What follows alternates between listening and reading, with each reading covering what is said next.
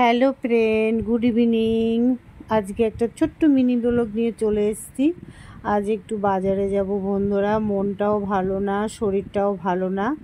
তো প্রথমেই চলে এলাম একটু মন্দিরে আগে।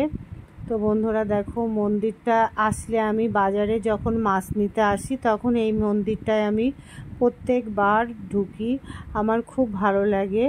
তো আগে আমি আসতাম না, এখন আশা পেতেছি। এখন আমার মায়ের মুখটা না দেখতে পারলে ভালো লাগে না, তাই তোমাদেরকেও একটু শেয়ার করি।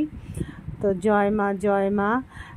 মায়ের কাছে একটু তোমরাও শুভকামনা করো আর আমার শরীরটা যাতে ভালো হয়ে যায়। দেখো একদম স্টেশনের পাশেই, দেখতেই পারছো বন্ধুরা। আর এখানে শিবলিঙ্গ আছে, এখানেও ঠাকুর আছে, তোমরাও দর্শন করে নাও। আর বন্ধুরা, আমি বাজারে এসেছিলাম দুটো জিনিস নিতে, শুধু মাছ নিতে এসেছিলাম আর একটু সবজি টবজি নিতে এসেছিলাম। আর এখানে কটা তুলসী মায়ের গাছ আছে, এত সবুজ রঙের আর এত সুন্দর, কি বলবো।